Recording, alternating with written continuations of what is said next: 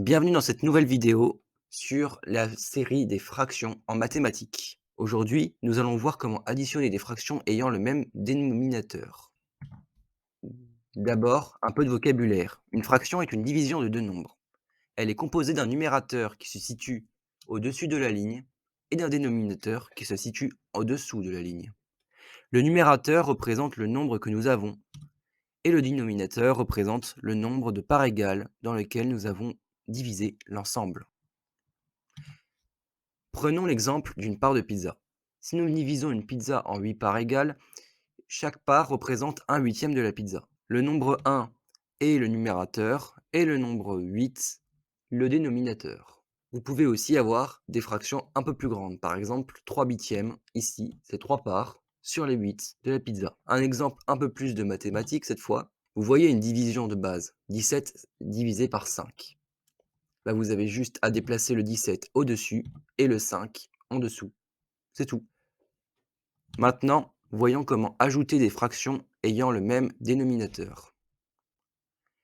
Pour cela, nous devons ajouter les numérateurs et garder le même dénominateur. Par exemple, si nous avons 3 huitièmes plus 2 huitièmes, nous ajoutons simplement 3 plus 2 pour obtenir 5.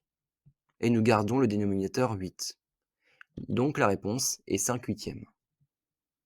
Il faut faire tout de même attention qu'il y ait le même dénominateur. Et si nous avons des fractions ayant un dénominateur différent?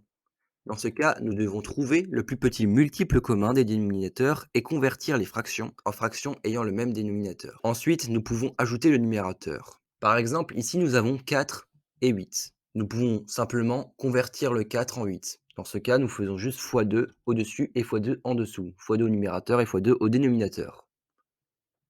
Ce qui fait 4 plus 3 sur 8, ce qui fait 7 huitièmes. Ou alors, un deuxième exemple, si nous avons 2 tiers et 1 quart, plus 1 quart, nous devons trouver le plus petit multiple commun de 3 et de 4, 12. Ensuite, nous devons convertir les fractions 2 tiers et 1 quart en fractions ayant le même dénominateur de 12. Nous avons donc 8 douzièmes et 3 douzièmes, ce qui fait 8 plus 3 douzièmes, ce qui fait 11 douzièmes. Voilà, vous savez comment ajouter des fractions ayant le même dénominateur et des fractions ayant un dénominateur différent. Les fractions sont très utiles dans de nombreux domaines comme la cuisine, les finances et la science. Alors n'hésitez pas à pratiquer et à essayer différents exemples dans votre vie quotidienne. C'est tout pour aujourd'hui, j'espère que vous avez aimé cette vidéo sur les fractions. N'oubliez pas de vous abonner à ma chaîne pour ne manquer aucune de nos prochaines vidéos de mathématiques. À bientôt!